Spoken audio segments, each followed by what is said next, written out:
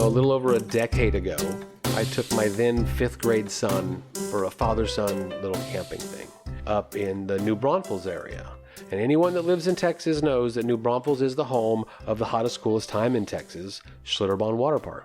Mm-hmm. And they've got one of these cool things called a boogie bahn. It's that fake wave that they create so that you can boogie board and do tricks and stunts. And we were doing that. And I came up off the boogie board and then back down on it. And the bottom edge of the boogie board hit me right at the bottom of the ribs on the left side.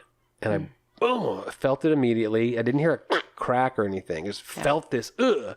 And then your rib is just sore and you can only move in certain directions. And because you're having to retrain your body immediately to not move in all of the directions that you normally move in, you'll suddenly twist or turn or away and you're like, ah! And there's nothing you can do about a hurt rib. You can't wrap yourself up with an ace bandage. They tell you not to do that. There's a full body cast that I'm going to get. That's silly. But I remember having to recover through that. And you and I had met each other and you said you should go to the chiropractor. Yeah. Now, to me, a chiropractor wasn't like a wacky thing. It just wasn't a thing that was in my life. Right. But you have really good friends that own a chiropractic practice and you said you should go to them. I said they're going to put you back in place and then tell you what you need to do next. They're really good about this. If there's something they feel like needs to be x-rayed or you actually need to go to a doctor for it, then they're going to send you over there. But the likelihood of that is not real. You have something out of place and they're going to help you put it back in place. And they did. And you were convinced, sold. That's what said, oh, chiropractors, they're legit. Yeah. They fixed a lot of things on me over the years. Anecdotal evidence is important that way, isn't it? Sometimes we need to touch it, feel it, experience it in order to believe. Sure. Hands in the dirt learning. Then, a couple years later, we're at your daughter's birthday party at a swimming pool. Something about aquatics busts my ribs all up. And they had these things that were like floating lily pads chained down to the bottom of the pool. Yeah. And you could stand on them and fight on them and throw people off of them. And I was trying to get up on it and hoist myself up. And I just hit that sweet spot. Yeah. Same exact thing. Mm-hmm. A few days ago, I had opened the rabbit hutch lid. It's a pipe rectangular structure. It's a little deep so that if you needed to reach the rabbit, who go, of course, all the way to the back of it whenever you open up the lid, you got to kind of lean over. So I'm leaning over. I'm supporting myself on the piece of pipe. And I got to lunge down to pick up the rabbit. And guess what happened? I hit that same sweet spot. Now, that's 3 times. Same thing. That's because you set it out of whack the first time when you did it at Schlitterbahn. Now, that's going to be your thing. When you do that thing, when you do anything that gets into that spot again, you're going to knock it out of place again. Because you've done it once, there's a little bit of muscle memory there, and it goes right back into that out of Night whack one, spot. Sore, laying on my right side. The left side's the one that I've injured. My left side's pointing up at the air, laying on my right side, watching TV. Got an ice pack on it. Mm-hmm. Getting in and out of bed, not fun. Day 2, night 2, miserable. And this is on the weekend now. And everyone's like, you need to go to the chiropractor on Monday. Mm-hmm. But Sunday night, it's learning how to move your body and You're not up be all in night pain. long. It was horrible. Twisting is the problem. Do you have a special thing that gets injured over and over again? Anything like that at all? Well, because my left leg is a little bit shorter than my right leg because of the accident, one side of my hips, I guess, is a little bit off kilter. So my pelvis gets out of whack. And when my pelvis gets out of whack, then it goes all the way up into my neck and it causes an entire side of my body to hurt, the whole side of my body. But a lot of people are going to think this is crazy because there hasn't been this connection to this yet. But your body is simply a communication device.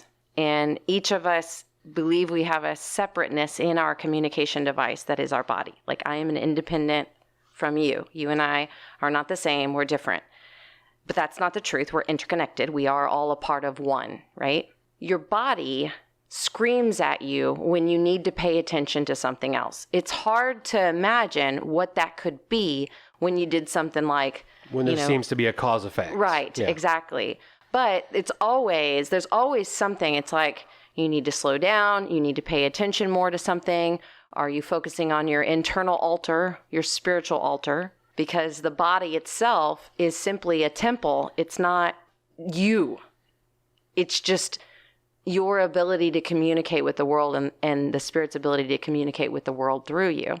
That's a disconnect for people. We don't want to take responsibility. Okay, but diagnose me. What does that have to do with my rib and literally banging it on a pipe? I can't diagnose you. All I can say is you're okay. Your body will heal. Sure. It's easier to say that to somebody that uses like chiropractic work, somebody who's seen, like you said, that has hands in the dirt experience with, I can go to these people, they can do an adjustment.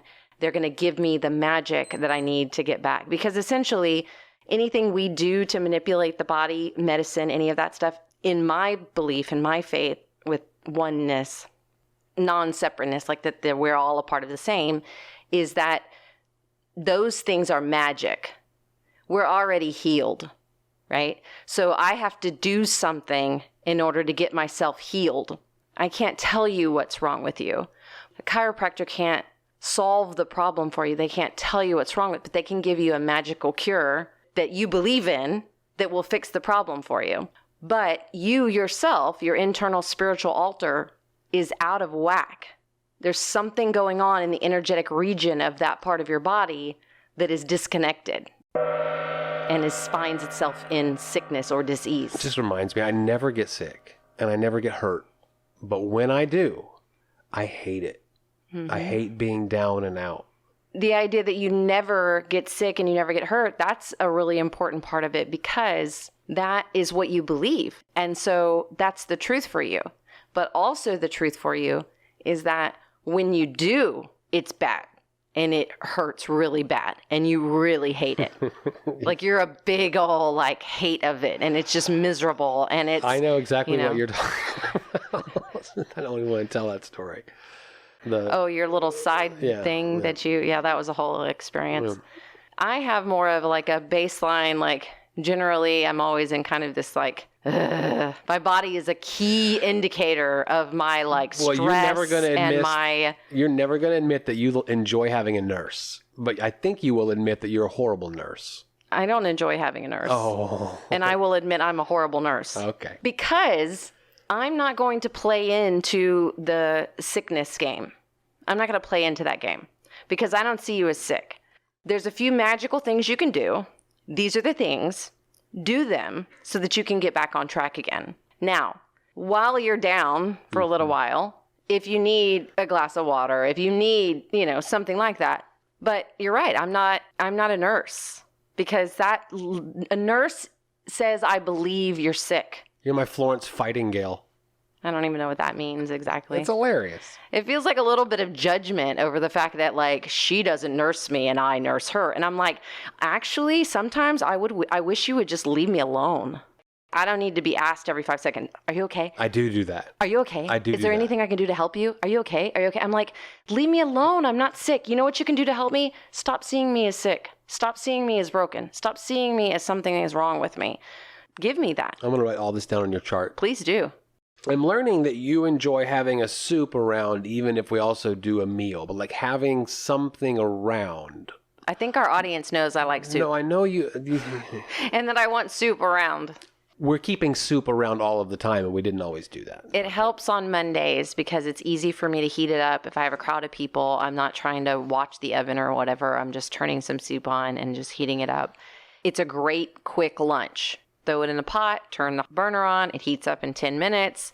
That's my favorite thing to have. And you're also liking having a dip around. Yes, because that gives me some snacky type, it's a snack, it's a salty snack. I'm eating fruit, that's nice.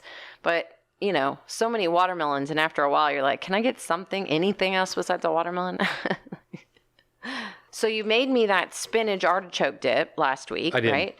That was excellent. I ate that. And then I suggested you make a different dip, but I was like, make something different, make something else. So I Googled AIP dip.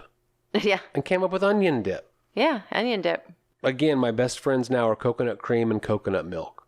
Coconut milk and coconut cream are a little bit different, you can imagine. Coconut cream is really separated. There's liquid at the bottom and then like a white, looks like shortening up top. Mm-hmm. And what this recipe wanted me to do is refrigerate the can for a day so that it really stayed separated. And all you're using is that upper cream and not the water down below. Mm-hmm. I love this. In a small saucepan, you put your olive oil in there, add finely chopped onions and a little bit of honey. Patiently cook them low and slow, stirring occasionally until onions are a mellow brown. Mellow brown. It filled the whole house up with delicious. Mm-hmm. Then when they're done, you cool them off and you put them in with that coconut cream, a little bit of apple cider vinegar, a little bit of garlic powder, and a little bit of sea salt. And you've got yourself, I guess it's trying to emulate a French onion dip almost. Yeah. Mm-hmm. How was that? I liked it. It was really good. It would be kind of more like a goat cheese cream. Like, of course, it didn't taste anything like cheese dip or goat cheese. It had that kind of texture to it. I thought it was really good. I mean, none of these are like your onion dip from the plastic container that you buy off the shelf at the grocery store. You mean they're made with whole ingredients? Right. Well, and they're made with different ingredients. They are literally made with different things. Yeah, all of these AIP substitutions, we talked about this a couple of weeks. That AIP diet seems so restrictive up top, but once you begin learning what those substitutions are, we're keeping tapioca flour in the house, coconut cream, coconut milk, coconut aminos. Coconut sugar. Right. Tonight a lot of coconut. Tonight I'm going to make a broccoli cheese soup. With no cheese in it. Tapioca flour and coconut milk. And nutritional yeast. Yeah. I love nutritional yeast. I actually make kale chips, made some more the other day, and I always put nutritional yeast on it, and it's that flavor. I like that flavor a lot. Your kale chips come out so thin and so crispy. And even a couple days later, I'm digging into those things, and sometimes while they're waiting to be eaten in a Rubbermaid or Ziploc bag, they get a little moist, a little bit gummy. Soft. No, these are humidity. crunchy and delicious. Yeah, I've been actually using not just kale chips, but broccoli chips as well, broccoli leaves, because I've got a lot of big, giant broccoli leaves out there, and so I've been using those. Yet? Yeah, they're in there. You didn't even know? Didn't even realize. Yeah, and there's this real pretty broccoli that's this little purple head broccoli that has leaves that look very similar to some of the purple kale. That's been going in there. Yeah, so now I'm convinced that I could use most any of the brassica greens would be good for making that because, you know, kale and broccoli greens are so similar. The interesting thing though, and I really want to figure out how to work with a cook to establish some kind of meal prepping for special diets, because I think most people are not going to make onion dip so that they have a nutritious snack in replacement of the onion dip you buy off the store. Right. They're just not going to do that most of the time. I mean, they might do it for a special occasion, like if they have an event or something like that. A special thing they're taking to a party. Right. But they're not going to do that as a general part of their household. And then they're going to go through this diet time and they're not going to have the full experience. They're not going to have broccoli cheese soup. Well, a lot of those products are just not AIP. Those products aren't available on the shelves. You have to kind of make your own stuff. Right. That's my point.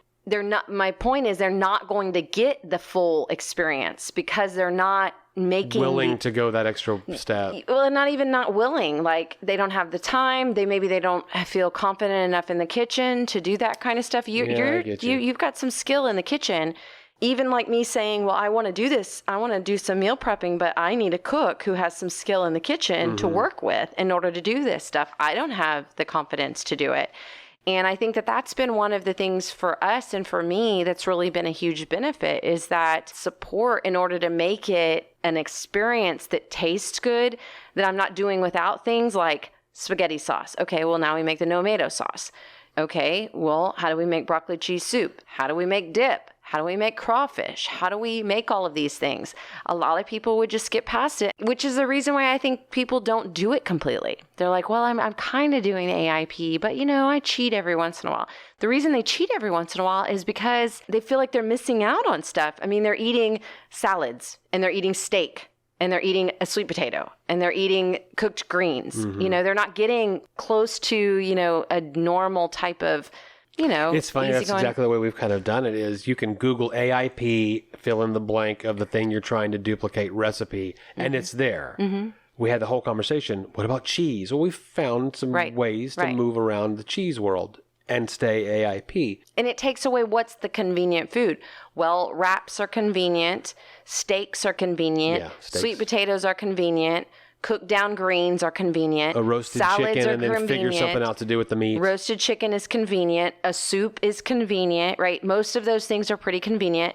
I mean, they're as convenient as, somebody that would still cook in their kitchen and still make themselves some fresh foods. I admittedly would say if that's all I was eating was watermelon and steak and sweet potato and greens, I think I'd get tired of the food really fast. That's not how we roll. Well, no, it's not how we roll, but I think it just to have an open conversation about how challenging it is. Okay, you're leading us into a nice big topic here. LaDonna said it a couple of weeks ago.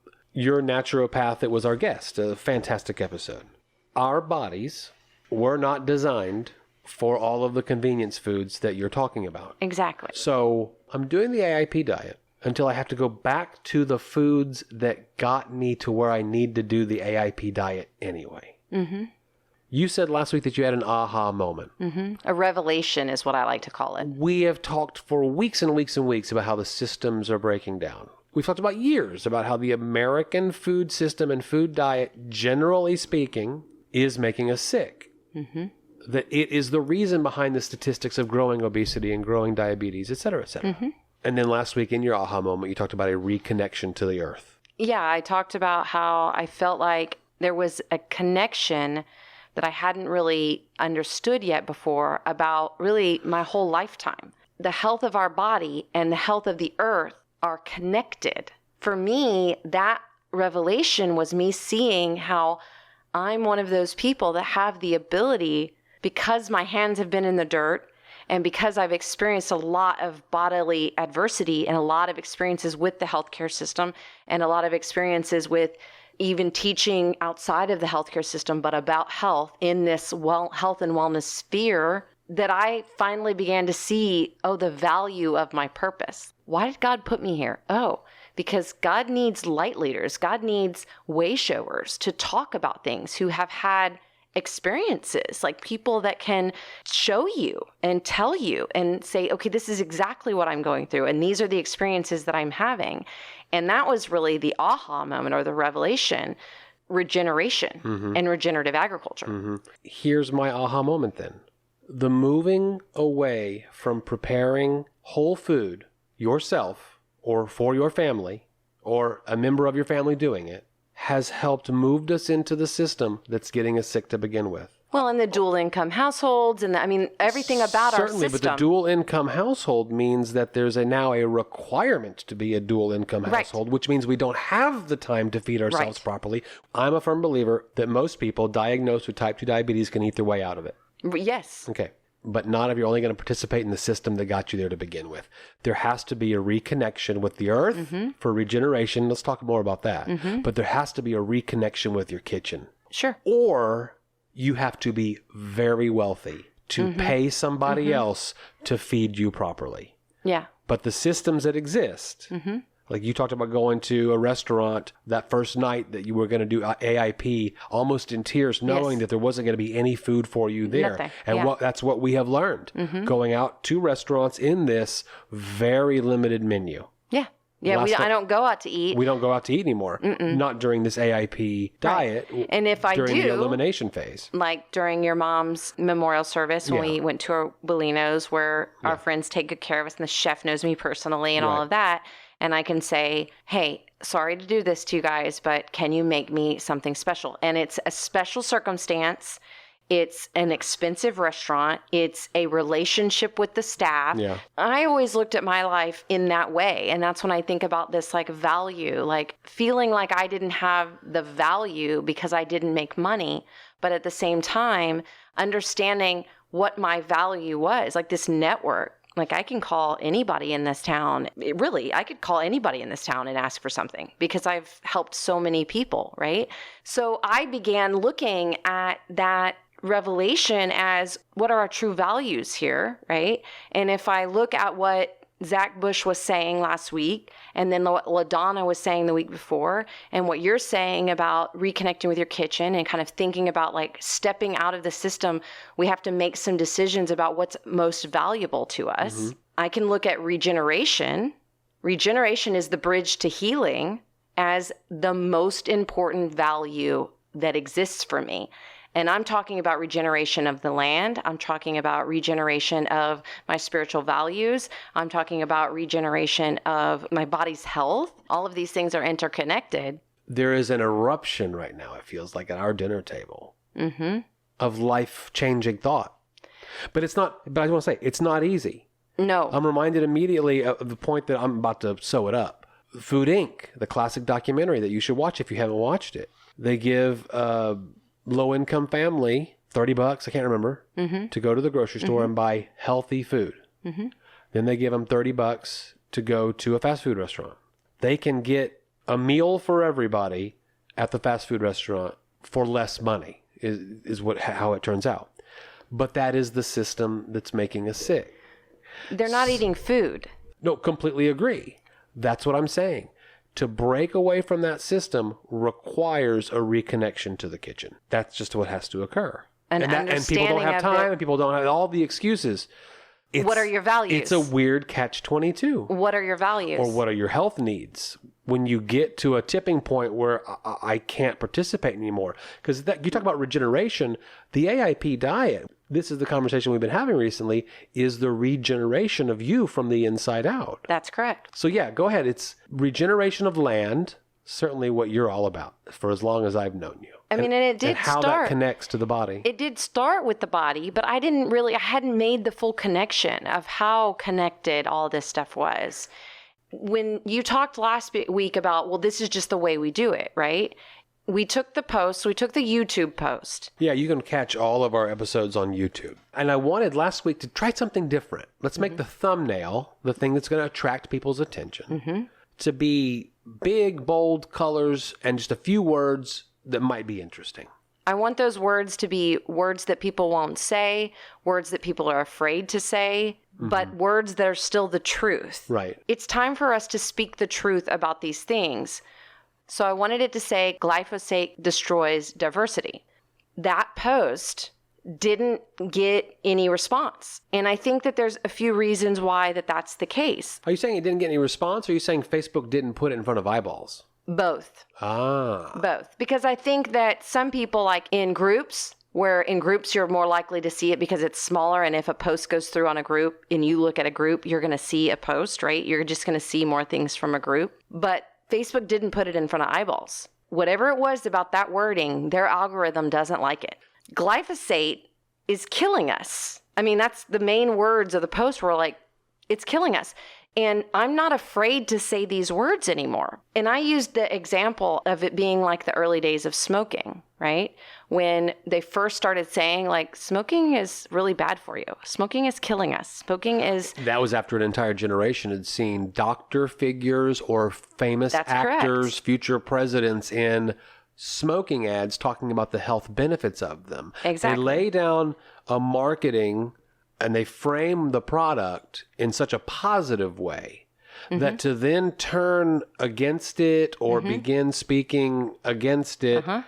And the early phases of people trying to prove that, it's really even hard to make any kind of legislative change or anything where anything could be changed in the mainstream, right? The mainstream shift took 2 generations in order for us to say, like, no, you're not going to get a bunch of people either ignoring you or saying ugly things to you if you say in public right now, smoking makes you sick. Yeah. You get sick when you smoke all your life. Like there's some correlation there. There's also some correlation to stress related to smoking, and people that smoke tend to be more stressed, anxiety driven type folks. It's taken decades to get it where it now is, which is a little more honest, a little more truthful. Science catching up, of course. With you certainly don't advertise about it on you don't not allowed. See. Yeah, exactly. Yeah. Right. Okay. Once upon a time, I had the American Yard. I was on a schedule of applying these different things over the course of the year. Weed and feed at the beginning of spring. That's right. Bonus S. Yeah. And in every... Roundup on every edge. I was going to say, in every garage, up and down my street, and up and down most people's street, you've got products like you have in every single medicine cabinet. You're going to have some hydrogen peroxide. You're going to have some rubbing alcohol. You're going to have a package of Band-Aids. In your garage, poison for the fire ants. You're going to have a can of Raid. You're going to have... Exactly. Some Amdro for the fire, for the errant fire ant mound that appears. And you're going to have a big thing of Roundup. You're just going to have it. Right. When you live that way for such a long time, it is very difficult to hear Right. that a thing you've been involved in Exactly. is as bad. What? Right. Glyphosate kills what? It's literally killing people it's like killing us all. I'm outright saying we're dying because we're using glyphosate, weed killer. I didn't even use the word Roundup, right? Which goes into another part of this is, okay, so it is in the general mainstream, the general public is using this. This is the way we do it.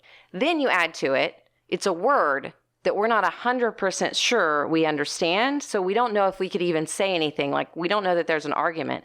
And then you go into the idea that... Or I'm not connecting it with whatever the product I don't know is. that Roundup she said weed killer, okay? But now I think, well, this must be just like some kind of a hippie thing, because like hippies don't use weed killer. GMOs, organic. How else would I get rid of that out of my cracks in my concrete, Roundup's what you use. I was driving past one of those Zero Escape yards the other day. Yeah. What's a Zero Escape yard? Zero Escape is in a place where we have drought and we don't have enough water. They taught everybody how to just turn your yard into like rocks and cactuses. Exactly. Use plants. I literally roll my eyes. That is the dumbest thing I have ever, because then guess what happens next? Seeds blow over into the rocks. Of course. And then you've got grass and Bermuda grass and crap. Guess what you have to use to get that stuff out? Or because what people do use. Yeah. What else are you going to use? You can't, there's no way to get anything out of the rocks like that. Take all the rocks out and start over? Yeah, exactly. No. One of the first clients I went to when I first started doing my edible landscape consult, and she was down for like, we got to fix the problems. All along both pathways, they had bought a fairly new home, and all along the pathways, they had just put rock down, this zero escaping. And she was like, it's a mess every year, and I don't know what to do about it because I will not spray Roundup. She's like, I already committed. I'm not, and this was, 5 years ago or whatever. You need to take it all out. And you need to put mulch down. And then you need to start watering it. And that will turn it into minimally just some grass you can mow and weed eat. And then if you want to turn it into something else later on, you can do something else. But, or you could put some perennial plants in there, or whatever. It's the mainstream culture. This is just the way we do it. That's right. You've got the hippies, right? Or like an anti-hippie bias. They're just saying something. I don't need to even understand what that is. It clearly isn't killing the planet. Right. They wouldn't put something out that killed the planet. Exactly. Then you add into it the idea that we're talking about agriculture. Now we're talking about farmers, okay? The culture of the American mainstream and the American propaganda is there are certain industries that you cannot speak negatively about. Mm-hmm. You cannot say you're against the war, because if you say you're against the war, then you're against the veterans, right? Or against the military or against the country. Correct, right? I'm with you, yeah. It's kind of the same thing about farmers, because farmers feed us, and farmers are hardworking, freedom-fighting, farming, serving our country kind of people, they're feeding the world. Yeah, Willie Nelson did Farm Aid because farmers are in such need of aid, and that certainly is along the same brand. These are people that need our help, not any kind of negative words. Right. So let's not discuss the fact that we won't pay more than $1 for a pound of carrots, which means we don't really value the farmer's work, but don't talk bad about the farmers because they're feeding America, right? I don't know why I have to add like a terrible accent to it. It's just I've heard people speak in that accent. We could play different accents if you wanted to. But that's, what's happened. And that it's a part of the like manipulative propaganda that is used. Well, so since farmers use glyphosate, we can't... Maybe we should even explain that Roundup is the residential product that you buy. Correct. But glyphosate is part of a program that is involved in basically every large-scale farming. Yes. Where, do you notice when you look They weed and feed. Well, when you look at a farm, especially when it's sprouting, it looks so different than your yard. Than my garden. Because when you look at these farms, it's dirt and then single rows of little green sprouts, and then they get bigger and bigger. Yes. Well, in your home, if you took the grass down to dirt, and planted a row of carrots or something, what would your house look like? Well, it's going to be popping up with all kinds of other weeds. As soon as I start germinating carrots, I also start germinating clover and I start germinating that doesn't happen on the big dandelions. farm because they're using seeds that are resistant to the glyphosate, so they can plant the seeds and So then genetically spray modified. the entire thing with glyphosate to Correct. kill everything but the seed growth. That's correct. The plant growth. That's correct.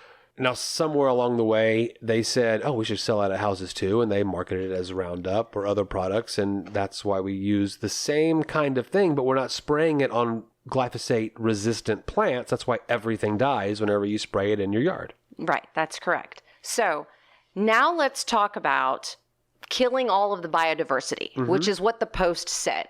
It destroys biodiversity.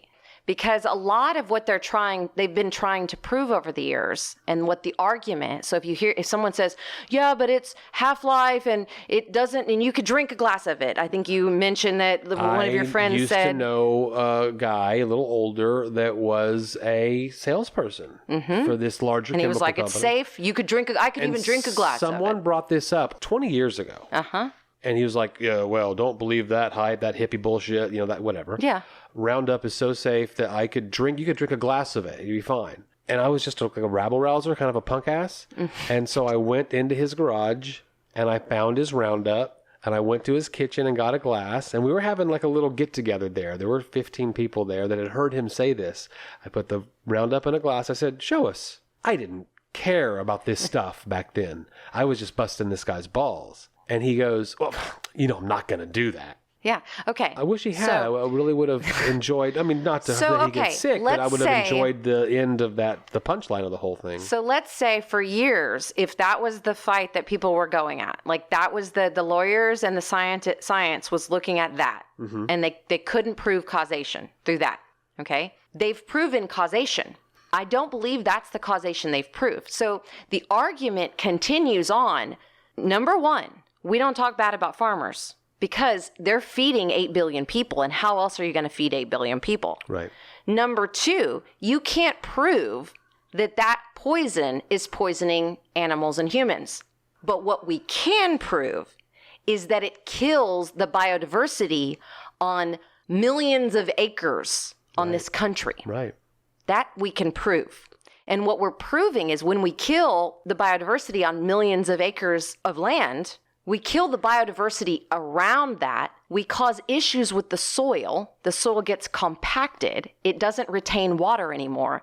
And it also doesn't retain its topsoil anymore. And when you put fertilizers and poisons on fields that don't retain their water and don't retain their topsoil, all of that stuff goes right into the Mississippi River and goes down the Mississippi River and comes out in the Gulf of Mexico. So we've now created causation that the killing of the biodiversity is what's killing nutrient-dense food. We don't have topsoil anymore.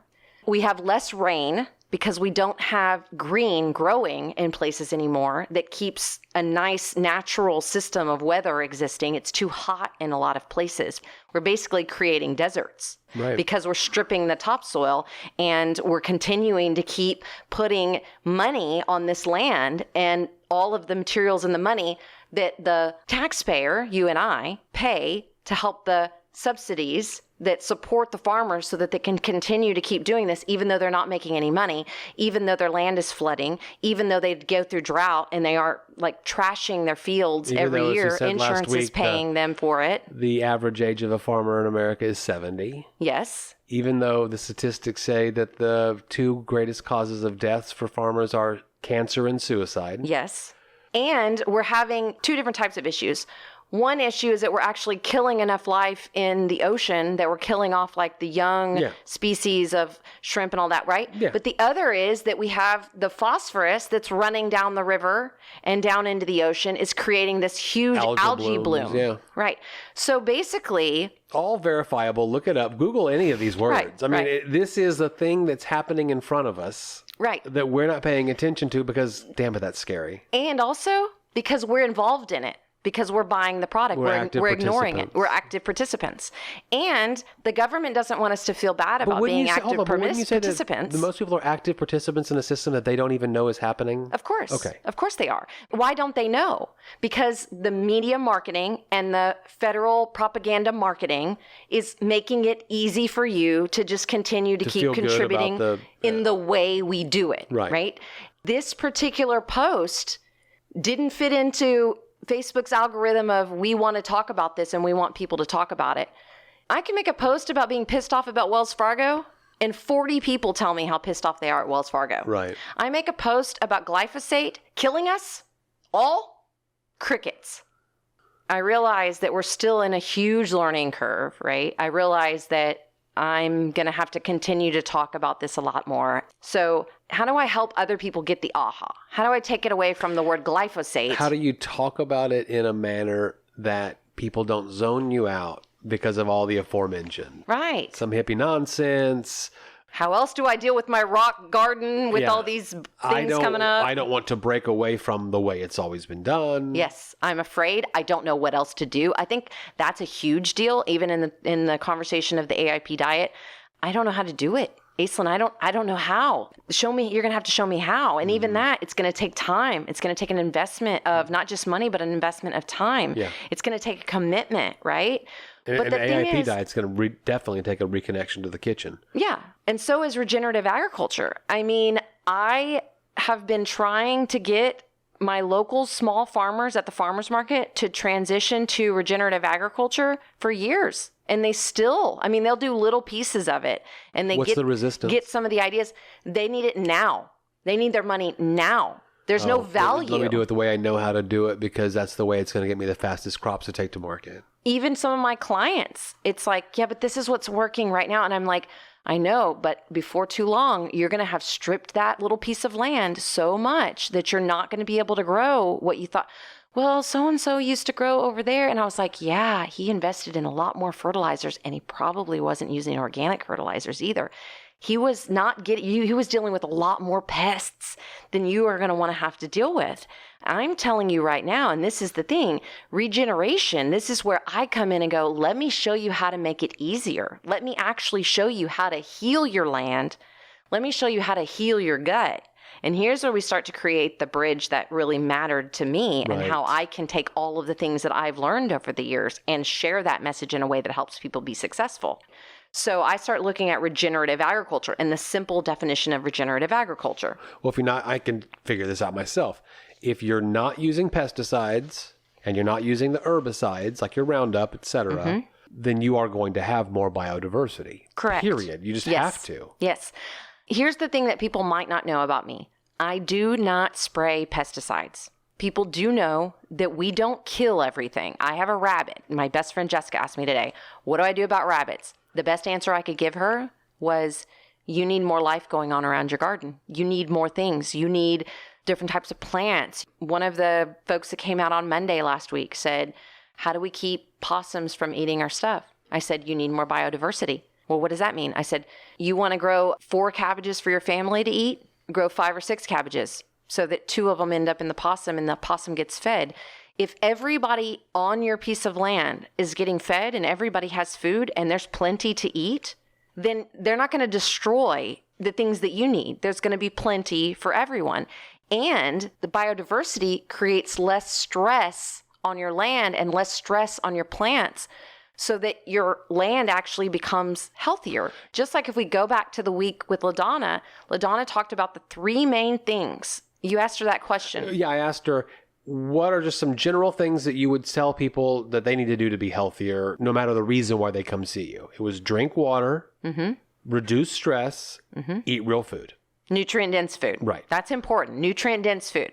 Because you can eat a whole lot of real food, and if it's not nutrient-dense, it's still not giving you what you need it to give you. Yeah. This is an important part of glyphosate destroying the biodiversity. Okay, so if I want to compare what she said about stress, water, nutrient-dense, then I can look at the definition of regenerative agriculture. A simple definition of regenerative agriculture: farming and grazing practices that, among other benefits, reverse climate change by rebuilding soil organic matter, nutrient density for the soil, right? Restoring degraded soil biodiversity. If we create biodiversity on the land isn't as stressed out and has the ability to like be healthy and can handle the wind. One of the guys we just listened to talk, his name is Gabe Brown. He wrote a book called Dirt to Soil. He's an amazing regenerative agriculture farm. He talks about arming the soil. Always grow something. Never leave your soil bare. Like when you drive around in Texas in the summer right after they've harvested or in the winter before they've planted, it's dry dirt fields everywhere. Just acres and miles. That would be unarmed land. If land is unarmed, it's going to be stressed. It's going to have more diseases. It's going to be dried out. It's going to not retain its topsoil when a heavy rain comes during the summertime, or the wind blows it all away. The wind blowing this topsoil away is a big deal as well. Yeah. Biodiversity helps to de-stress the land. We need biodiversity to be less stressed out within our body. We need to have less stress in our systems or in our world to have more biodiversity in our gut and in our life. And then resulting in both carbon drawdown and improving the water cycle. Carbon drawdown basically just means we're pulling carbon out of the air, right? And that's a part of climate confusion, right? All the climate change confusion says there's too much carbon in the air. We need to hold the carbon in the earth, right? The carbon in the earth is sugar, and that is wood and organic matter and whatever. And so then the last thing it says is improving the water cycle, like basically making sure that we have moisture retention and that we hold our water. Right. And as we've already said, mass farming, the way that it's done, does none of that. Not at all. And that's why we're seeing these huge topsoil disappearances, even to the point to where many people believe we've got about 80 harvests left. Right. Unless we do something drastically different. Right. All of these things have got me pulling it all together now in the idea that if our soil is stressed and doesn't have biodiversity and doesn't have nutrient density and doesn't have moisture in it, then our planet's not healthy. And guess what things people always ask me about when they're talking about, I'm having a hard time with my garden. Why do people end up spraying poisons? Why do people end up spending money on fertilizers and all of that stuff? Those are the first questions they ask me. Anybody that grows tomatoes and peppers is going to know when I say blossom bottom rot, what I'm talking about. Your fruiting plants, the bottom of them starts to turn rotted before the fruit even gets really ripened and nice. It gets gross and rotten. That's called blossom bottom rot. The reason that exists is because the plant doesn't have enough of the minerals that it needs, and one of the main minerals that it needs is calcium. Our soil doesn't have the minerals in it. Okay, now not only does our plant not do well, now it's getting infested by pests.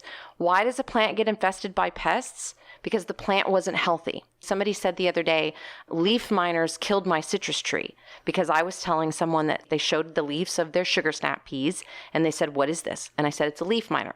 Don't worry about it. Leave it alone. Ignore it. It's not a problem. Someone else said, oh, it killed my citrus tree. I said, leaf miners didn't kill your citrus tree.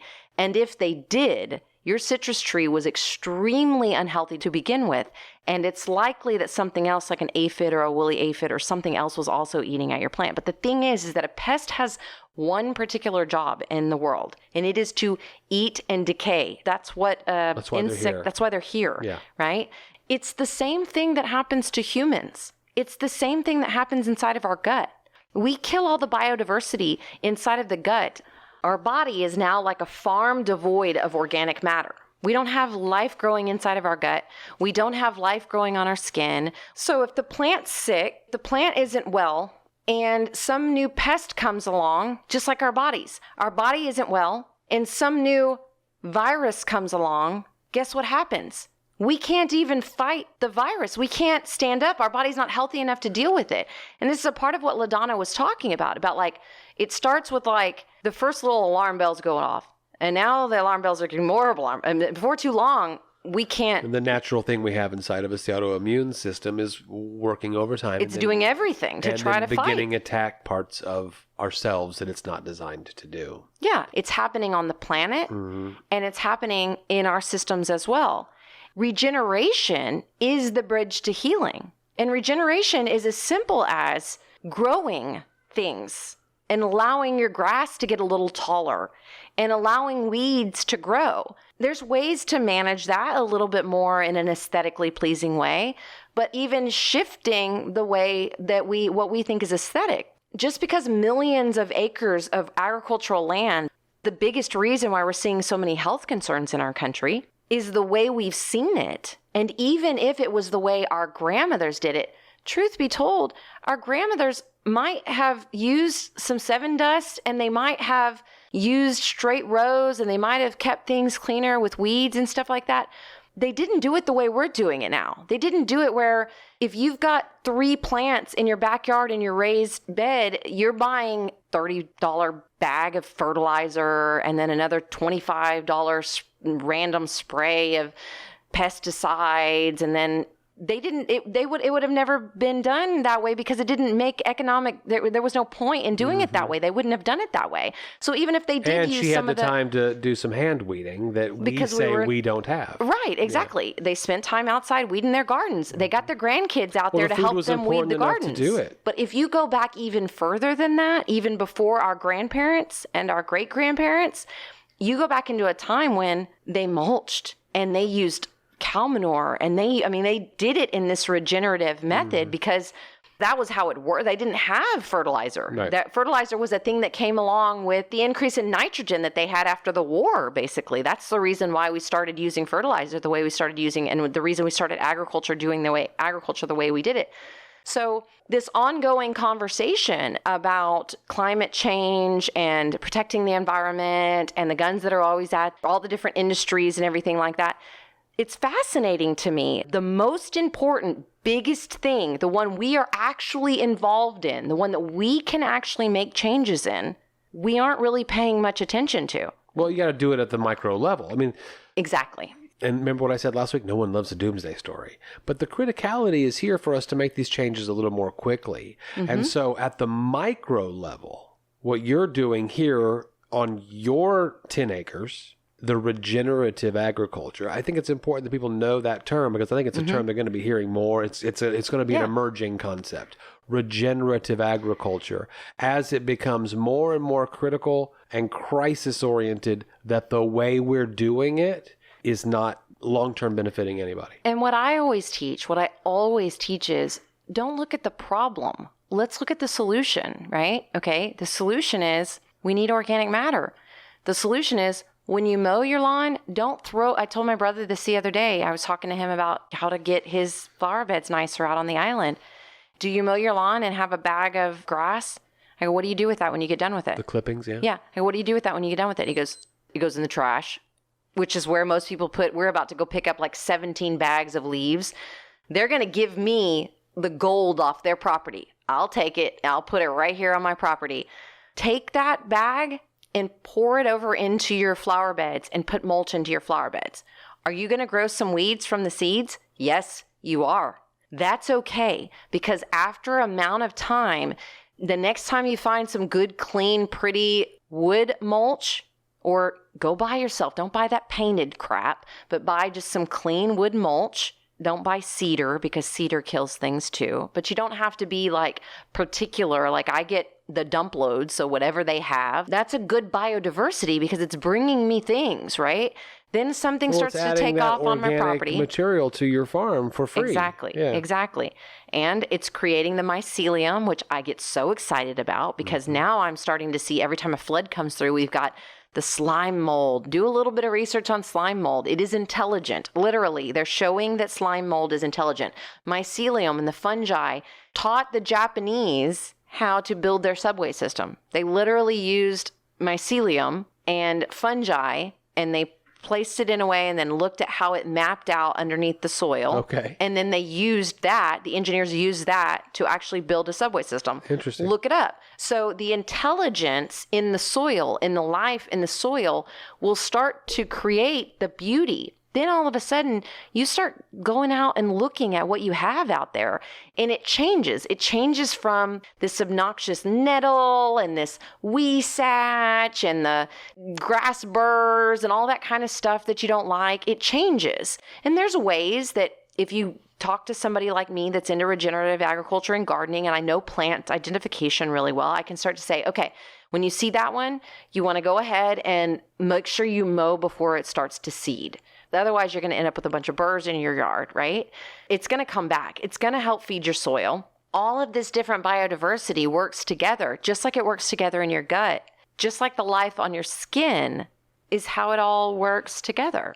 The interconnectedness of the biodiversity on a place like our property or your backyard, wherever you are, is a direct analogy to the biodiversity within our bodies that we need to make sure that we're supporting. And then when you get to see all that beautiful stuff, you get to be a part of it, right? Then the definition of regenerative agriculture talks about organic matter. Well, I talked about the organic matter because that's the leaves, that's the green grass, that's the wood chips, the mulch, all of that Grass stuff. clippings, a compost pile. Yeah, all that stuff is your gold, right? I don't want to let that stuff go. The cow manure, the sheep manure, the chicken manure, all of that stuff is organic matter. All the different varieties of organic matter that you can get in your soil. Okay, how does our body work with that? Well, nutrient-dense food means we've got the good stuff that feeds us in our body. Same type of thing. If we're eating out of fields that are not getting any true organic matter on them, they're only getting a chemical synthetic fertilizer and chemical like sprays put on them, where is the nutrient density of the organic matter coming from that our body needs? It's not there. Yeah, how many times have we talked about a side-by-side comparison of a grocery store tomato or a celery is my favorite tomato one. that you've grown. Celery's a good one. Oh, and people always, you're right, people always say tomatoes. Oh, my grandfather's homegrown tomatoes were so delicious, you know.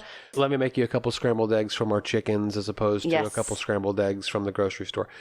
Flavor is nutrients. That's correct. Delicious. I had to tell people at the farmer's market, okay, when you go home to season these vegetables, I want you to taste the vegetables before you season them, because I don't want you to over-season and over-salt your vegetables, because these are going to be so different flavored from what you're buying at the grocery store. Like I said, the celery is one of my most favorite ones. It is insanely flavorful, and it has this pungent smell. Honestly, I didn't think celery had flavor. I actually just thought it was this like watery stalk that you use to like dip in things. Yeah. I didn't know it actually had flavor until I started eating it either from the farmer's market or growing it in my backyard and tasting what celery was supposed to taste like. So if you're diagnosed with an autoimmune disorder and you want to do the autoimmune protocol diet or a healthier diet, I don't have to explain that you're going to be eating more organic matter, do I? Because when we stripped you down, it is fruits, vegetables, and clean meats. We took out the sugar.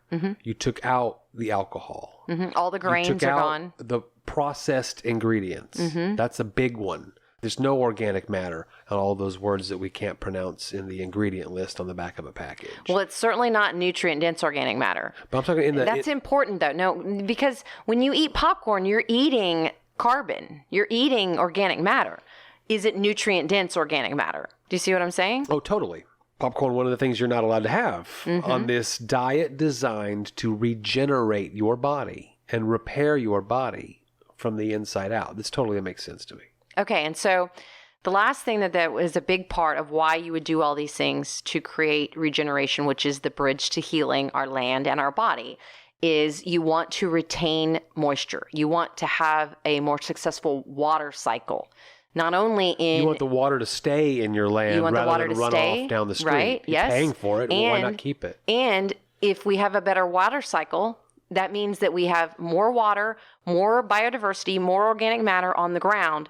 That means we have more evaporation. That means that we create better weather patterns. It means we rain. We don't have as much drought. We actually keep a water cycle going, just like the one you learned about in kindergarten, the water cycle, whatever. You keep a stronger water cycle in the land around you if you have moisture in the earth. Moisture in the earth, right. Gotcha. How do you keep moisture in the earth? You've got to have biodiversity and you've got to have organic matter. How do I do that? How's the main thing I do it? Well, I know that here on my land, we're going to flood and then we're going to drought. we're going to flood, and then we're going to drought. Okay, so what happens in all the fields around me when it floods? All the stuff just runs right out into the ditch in the back, way back, and out into the Copano Bay. That land is not retaining water. No, and it's taken a bunch of other crap with it, all the crap I already mentioned before. Yeah. What I do is I lift up with organic material. That's how I build my gardens. I bring in sand, I bring in cow manure compost, and I bring in the best quality topsoil that I can get my hands on. Large scale, bulk portions to build a garden. I hoe those up into beds. And what that does is it creates a 2-foot mound of organic matter. That's where I'm now going to start growing my flowers and my vegetables, my perennial things on that. But down in between that, I create footpaths. I even sometimes dig low if I need to, create an actual hole. But most of the time out here on this property, there's already a hole because we're a low-lying piece of land, right? That in permaculture is called a swale, or it's like a ditch, basically. And we fill that up with organic matter, usually wood mulch. If I can have lots of wood mulch, maybe we would put some actual cow turds in there. That's fine if I put that. I don't want to put that directly into my garden because that would get too hot, but I can put it in my footpaths, cover it up with mulch, I fill those things up with organic matter. So then what happens is I retain water because that compost, that organic material, that wood It's like mulch, a sponge. Exactly. And so it holds the water. So even when we have low spots in our yard, instead of just bringing in some topsoil to lift it up, which then does what? It makes the water just run off to another lower spot. Right. It just finds another place to run to. That's one of my mulch days instead. Instead, we put mulch in those Few holes. wheelbarrows full of mulch. It's now a couple of inches above the grade around it, but I know that mulch is going to degrade, decompose, and I'll eventually maybe find that it's a low spot in the future. But in the meantime, you're retaining water That's right. there. You're not having That's a big right. puddle. It's not That's a big right. slop mess. So I'm creating mulch a days with a better wheelbarrow. water cycle on the earth around me. Yeah. Right?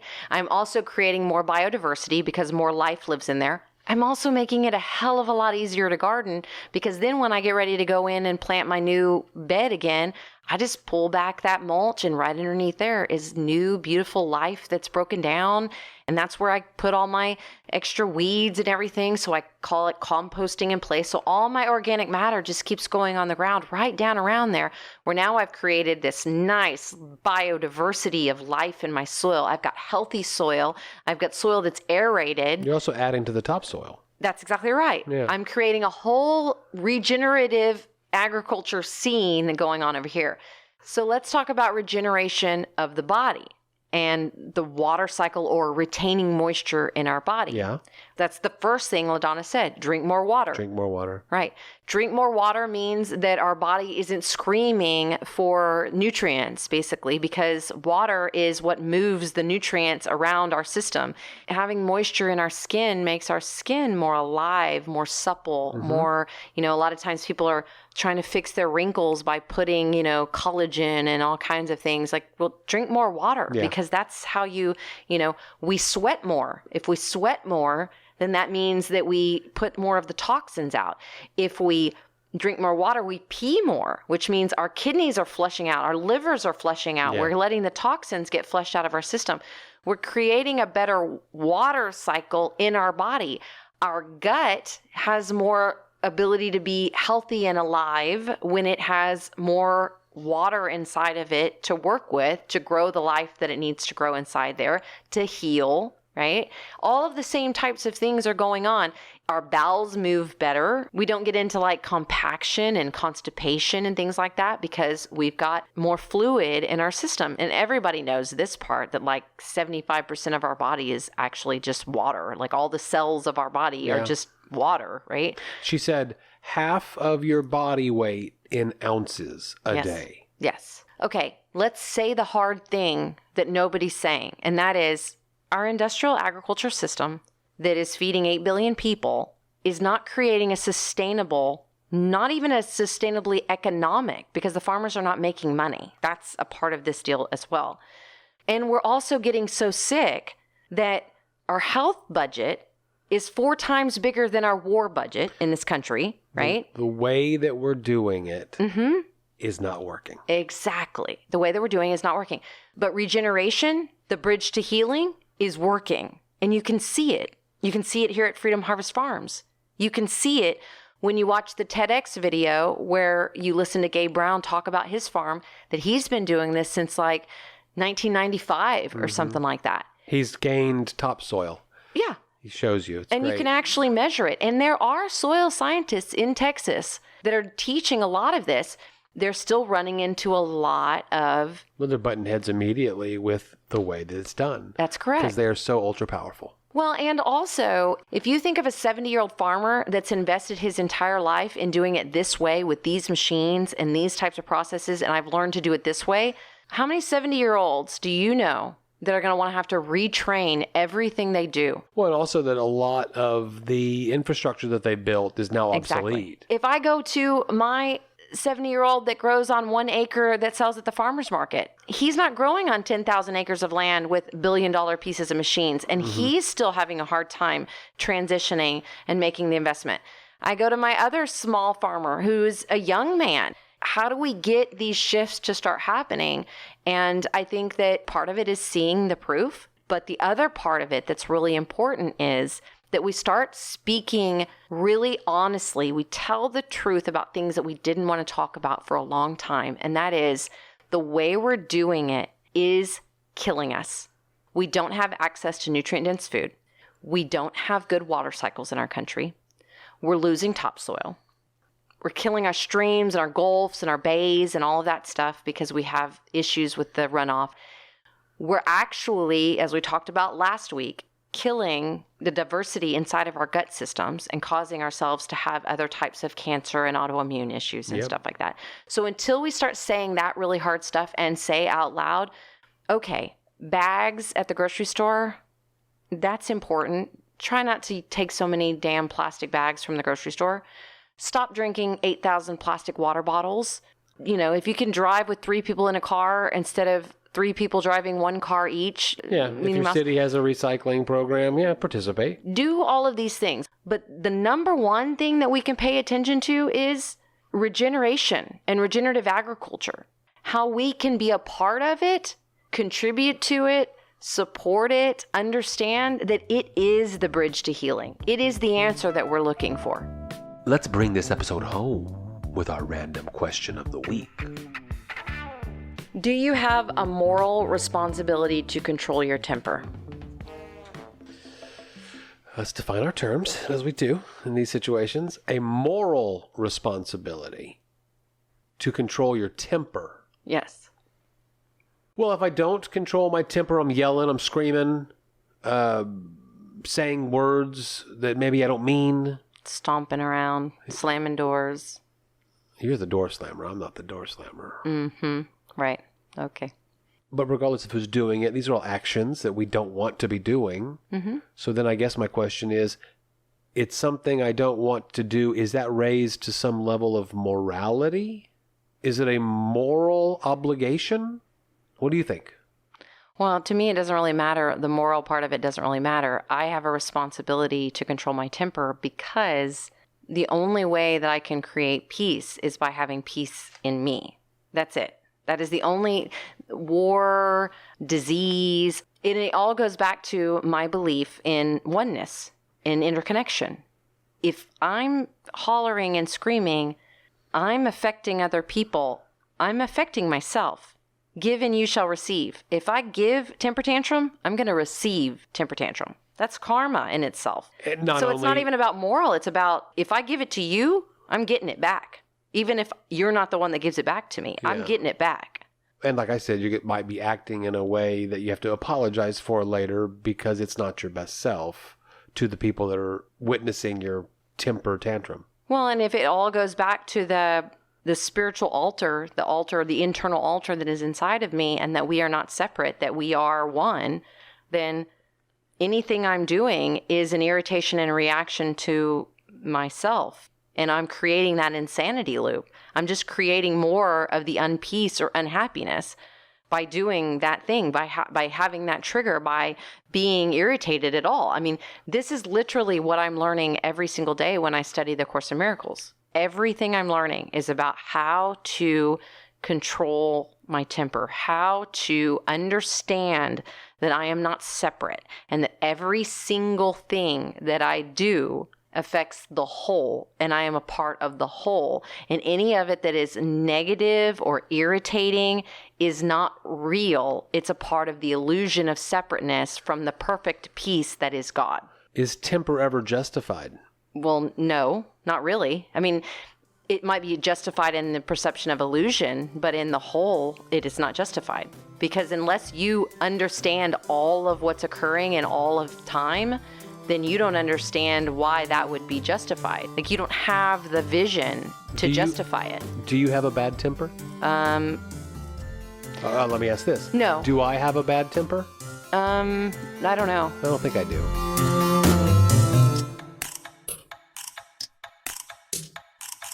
Regeneration is the bridge to healing.